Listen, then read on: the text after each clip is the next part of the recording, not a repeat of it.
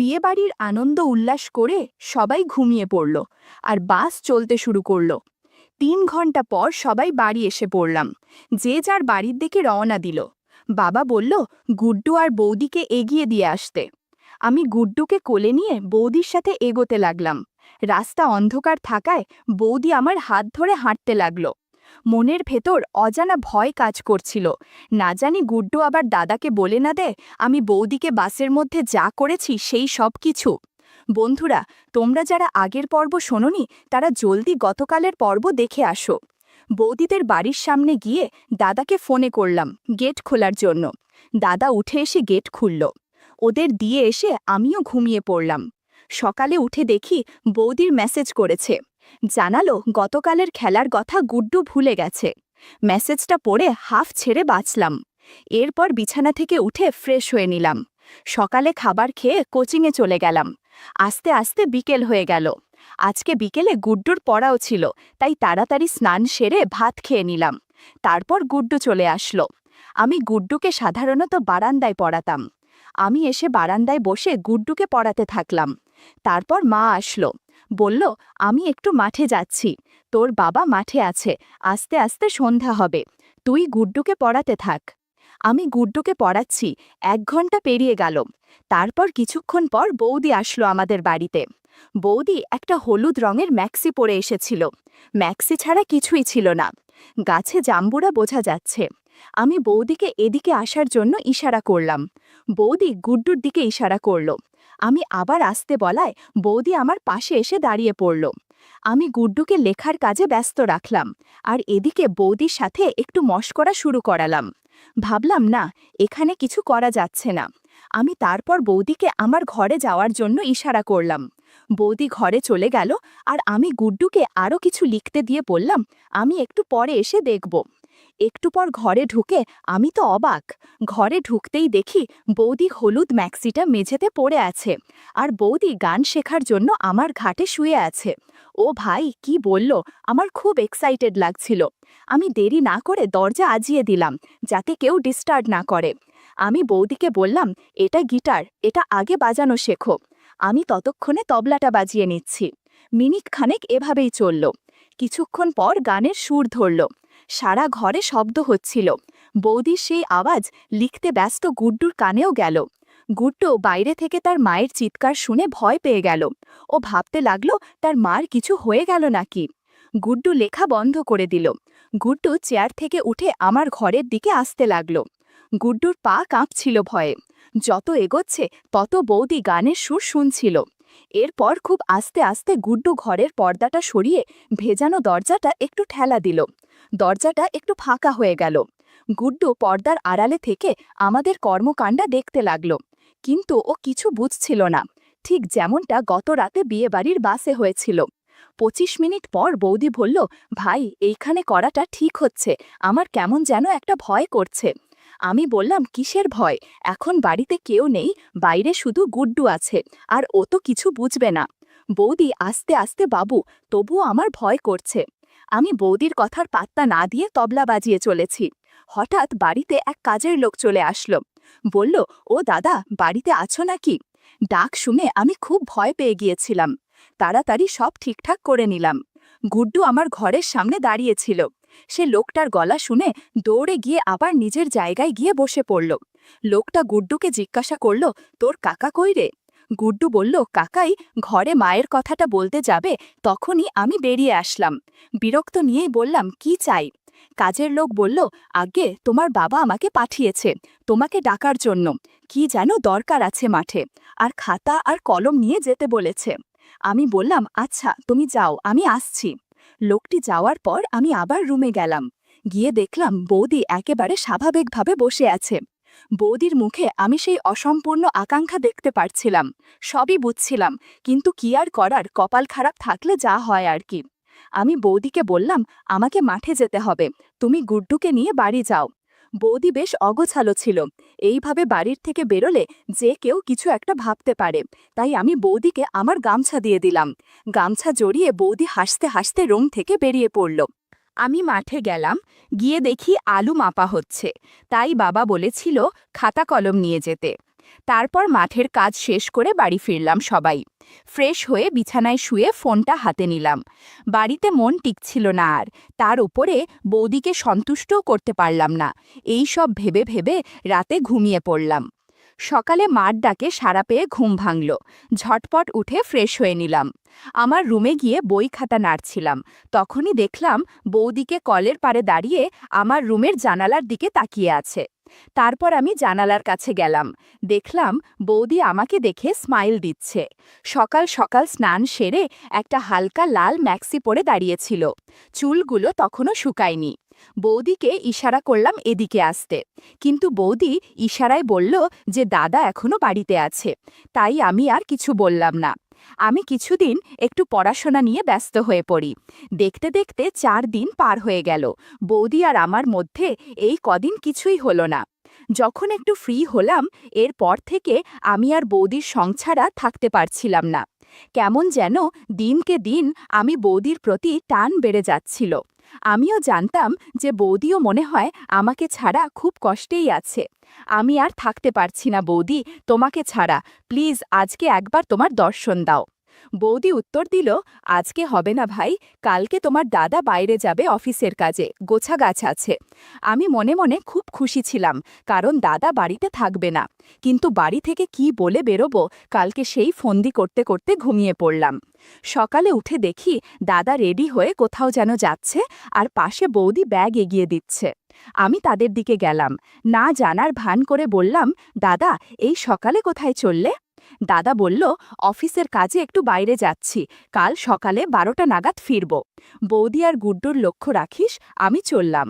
আমি মনে মনে বললাম, তুমি চিন্তা করো না দাদা, আজকে তোমার বউয়ের খুব ভালোভাবেই খেয়াল রাখব।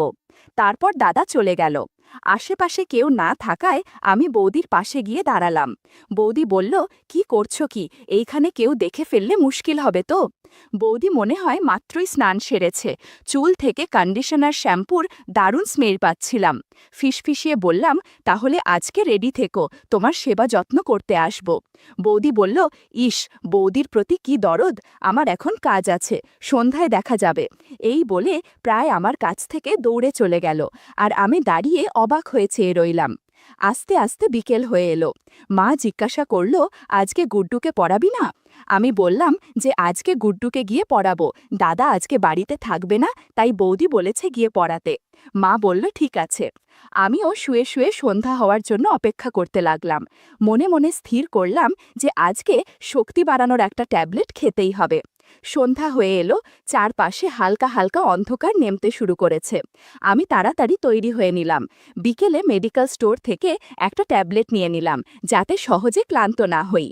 আর দেরি না করে মাকে বলে বাড়ির থেকে বের হলাম। দাদাদের বাড়িতে গিয়ে গেটে নক করলাম। কিছুক্ষণ পরে গেট খুলল। গেট খুলতেই দেখি দাদা সামনে দাঁড়িয়ে। আমি যেন আকাশ থেকে পড়লাম। 1 সেকেন্ডের মধ্যে আমার সব আশা আকাঙ্ক্ষা চূর্ণ চূর্ণ হয়ে পড়ল। জিজ্ঞাসা করলাম, এ কি দাদা? দাদা বলল, কেন, কি হলো রে, খুব অবাক হলে মনে হচ্ছে। আমি বললাম, না মানে, তুমি তো অফিসের কাজে বাইরে গিয়েছিলে, কালকে আসার কথা, তাই একটু অবাক হলাম। দাদা বলল, অফিসের কাজে গিয়েছিলাম, কিন্তু কাজটা তাড়াতাড়ি শেষ হয়ে পড়ল, তাই আর নাইট স্টে করলাম না। কথাটা শুনে খুব হতাশ হয়ে বাড়িতে ঢুকলাম। ঢুকে দেখি বৌদি পুজোর ঘরে সন্ধ্যা দিচ্ছে। আমি বারান্দা দিয়ে ঘরে যাচ্ছি, সেখানে আমি বৌদির সম্মুখীন হই। আমি বৌদির দিকে হতাশভাবে তাকালাম। বৌদি আমার চোখে হতাশা দেখে বৌদিরও মন খারাপ হয়ে গেল। আমি আর কিছু না বলে ঘরে চলে গেলাম। কিছুক্ষণ পরে গুড্ডু আসলো। আমি গুড্ডুকে পড়াতে শুরু করলাম। তখন বাজে 7:30। পাশের রুমে দাদা টিভি দেখছে, সাথে বৌদিও। গুড্ডুকে পড়াতে পড়াতে অনেকক্ষণ হয়ে পড়ল। রাত 9টা বাজে। হঠাৎ তুমুল ঝড় শুরু হয়ে গেল, সাথে প্রচণ্ড বিদ্যুৎ চমকাচ্ছিল। এরই মধ্যে বিদ্যুৎ চলে গেল। গুড্ডু ভয় পেয়ে দৌড় মেরে বাবা বাবা করতে করতে পাশের রুমে দাদার কাছে চলে গেল। চারিদিকে বৃষ্টির আওয়াজে কিছু শোনা যাচ্ছিল না। একটু পরে বৌদি রুমে আসলো, একটা ল্যাম্প নিয়ে। বৌদিকে দেখে আমি কিছু বলছিলাম না, কারণ দাদাকে দেখে আমার সব মুড তো অফ হয়ে গিয়েছিল। তার উপরে এখন বাড়ি যাব, কিন্তু বৃষ্টির জন্য তা আর হচ্ছে না। বৌদি একটা পাতলা শাড়ি পরে ল্যাম্প নিয়ে দাঁড়িয়েছিল। বৌদি আমার মুখের দিকে চেয়েছিল। বৌদির মুখটা ল্যাম্পের আলোতে অনেকটা উজ্জ্বল দেখাচ্ছিল। তার চাহনি দেখে আমার কেমন যেন অনুভূতি হচ্ছিল। বৌদির দিকে তাকাতে কেমন যেন অস্বস্তি লাগছিল আমার। বৃষ্টি আরও ক্রমশ বাড়তে লাগল। বৌদি বলল, আজকে এইখানে খেয়ে বাড়ি যাবে, বসো এখন। দাদা বলল, একদম ঠিক বলেছ, আজকে না খাইয়ে যেতে দেব না না আমি ওকে। তারপর আমার আর কিছু বলার থাকে কি? ল্যাম্পের আলোতেই বৌদি আমাকে আর দাদাকে খাবার দিল। খাওয়া দাওয়া শেষ করে আমি বারান্দায় আসলাম। বৃষ্টি থামার কোনো চিহ্নই নেই। দাদা বলল, দাঁড়া, আমি কাকুকে ফোন করছি। দাদা বাবাকে ফোন করে বলল, আমাকে আজকে বাড়ি যেতে দিবে না, আজকে দাদাদের বাড়িতেই থাকতে হবে। বাবাও রাজি হয়ে গেল। কিন্তু আমার দাদাদের বাড়ি থাকার কোনো ইচ্ছাই করছিল না। কিন্তু কিছু করার নেই, থাকতেই হবে। তখন বাজে 10:45। আমি পাশের রুমে গিয়ে শুয়ে পড়লাম, আর দাদা, বৌদি, গুড্ডু পাশের রুমে শুয়ে পড়ল। শুয়ে শুয়ে আমি বৌদির কথাই ভাবছিলাম, ঘুম আসছিল না। পাশের রুমে দাদার নাক ডাকার শব্দ স্পষ্ট শোনা যাচ্ছিল। কিন্তু আমার কিছুতেই ঘুম আসছিল না। বারবার বৌদির কথা আমার চোখের সামনে ভাসছিল। তখন রাত বাজে 12টা। প্রকৃতির ডাকাসাড়া দেয়ায় বাইরে গেলাম। একটু পর ঘরে আসলাম। হঠাৎ কি যেন মনে হলো, দাদার ঘরের দরজার সামনে গিয়ে দেখলাম যে ভেতরের দরজা লক করা নেই। মানে দাদার ঘরের মেন দরজা লক করা, কিন্তু আমি যেই ঘরে রয়েছি সেই ঘর আর দাদার ঘরের মধ্যে চলাচলের জন্য একটা দরজা ছিল। সেই দরজাটা লক করতে হয়তো ভুলে গেছে। আমি আস্তে আস্তে দরজাটা ধাক্কা দিলাম। দরজাটা খুলে গেল। ভিতরে দেখতে পেলাম যে সবার আগে গুড্ডু আর দাদা এক সাইডে ঘুমোচ্ছে আর বৌদি অন্য সাইডে। ঘরের ভিতরে শুধু একটা ল্যাম্প চলছিল। সেই ল্যাম্পের আলোয় বৌদিকে নাইট আউটফিটে দারুণ লাগছিল। নিজেকে সংযত রেখে বৌদির কাছে এগোতে লাগলাম। জানি না তখন আমার কি হয়েছিল। দাদা ঘরে থাকা সত্ত্বেও আমি নিজেকে আটকাতে পারছিলাম না। এরপর আমি এমন একটা কাজ করলাম যে কারণে বৌদি ঘুমের ঘরে বলল, আহ সুনীল, কি করছো কি? বৌদি মনে করছে যে দাদা এরকম করছে, কিন্তু বৌদি জানতো না যে আমি এসব করছি। কিছু পরোয়া না, আমি চালিয়ে গেলাম। বৌদি ঘুমের ঘোরে আবার বলল, উফ, ছাড়ো সুনীল প্লিজ, পাশের ঘরে ভাই আছে, থামো। বৌদির কথা শুনে দাদা ঘুমের মধ্যে বলে উঠল, ঘুমোতেও কি দেবে না নাকি? ঘুমের মধ্যে কি যাতা বলে যাচ্ছে? দাদার আওয়াজ শুনে বৌদি অবাক হয়ে চোখ খুলল। নিচের দিকে তাকিয়ে তারপর আমার কাণ্ড দেখে বৌদির হতভম্ব হয়ে গেল। বৌদি এটা ধারণা করতেই পারেনি আমি এসেছি। একটু পরে যখন বৌদির ঘোর ভাঙল, তখন রাগের মাথায় ফিসফিস করে বলতে শুরু করল, কি করছো এসব তুমি? তুমি কি পাগল হয়ে গেছো নাকি? যাও এখান থেকে, প্লিজ যাও। আমি বললাম, আমার একা থাকতে ভালো লাগছে না। বৌদি বলল, তোমার দাদা ঘুম থেকে উঠে পড়লে সর্বনাশ হয়ে পড়বে, প্লিজ যাও তুমি এখান থেকে। আমি বৌদির চোখের দিকে চেয়ে প্লিজ প্লিজ বলছিলাম, কিন্তু বৌদি কিছুতেই রাজি হচ্ছিল না। অনেকক্ষণ রিকোয়েস্ট করার পর বৌদি রাজি হলো। বললাম, ওই রুমে গেলে দাদা কিছুই বুঝতে পারবে না।